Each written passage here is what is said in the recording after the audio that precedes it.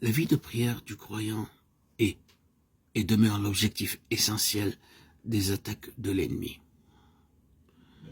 C'est sur ce point particulier qu'il concentre toute son attention et fait converger tous ses efforts. Toute sa stratégie, il a fait servir à emporter cette position-là, à la posséder, à la conserver. S'il peut s'arranger d'une façon ou d'une autre pour réduire à zéro notre vie de prière, il peut crier victoire. Il tient les clés de la situation. Il a eu raison des saints. Il a déjoué les intentions de Dieu. À combattre la prière et la vie de prière du croyant, l'ennemi met une énergie farouche, de l'acharnement, de la violence, de la ruse aussi. Il s'y prend de bien des manières. D'abord, dans un sens préventif, il prend les devants. Et c'est déjà une bataille terrible uniquement pour se mettre à la prière, pour s'y engager. Non pas simplement pour prier, c'est-à-dire pour articuler des mots, mais pour prendre conscience des vrais besoins de Dieu dans la prière, pour avoir la voie libre. Et il n'y a rien dans tout l'arsenal des ressources diaboliques, des artifices de Satan, de sa diplomatie, de son ingéniosité, qui ne soit mis en œuvre pour faire échec à la prière, selon l'esprit. Vous croyez qu'il se mettra à la traverse de vos bonnes œuvres? Oh non, croyez-moi, pas du tout. Il s'emploiera au contraire de toutes ses forces à stimuler votre activité pour le Seigneur, s'il peut, en se faisant vous enlever les seuls moments que vous seriez tenté de consacrer à la prière. Quelle merveilleuse ingéniosité! Peu lui importe que nous soyons occupés sans répit dans l'œuvre de Dieu, que nous prêchions 10 fois par semaine, et que nous ne quittions nos réunions que pour reprendre le fil, interrompu d'une activité infatigable. Il sait bien qu'un travail pour le Seigneur qui n'est pas fondé sur une vie de prière spirituelle et triomphante ne donnera pas grand-chose à la longue et ne pourra finir que petitement. Nous ne craignons pas de le répéter. Notre beau zèle lui impose peu, lui importe peu. Travaillez pour le Seigneur autant que vous le pouvez, mais si vous laissez la prière de côté, vous ne ferez pas grand-chose de bon.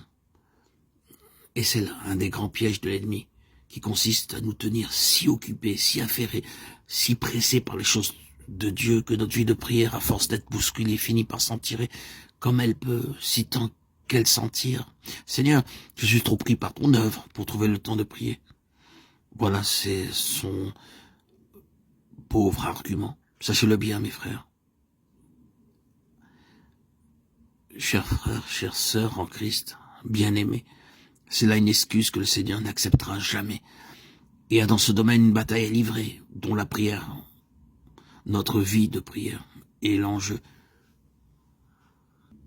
Que faire alors? Que me direz-vous? La chose qui me paraît nécessaire, c'est une attitude de principe, une détermination fondée sur la victoire de la croix, une décision de tenir coûte que coûte pour que la prière ait son compte. La croix du Seigneur Jésus, dans toute la plénitude de son efficacité, peut et doit intervenir ici.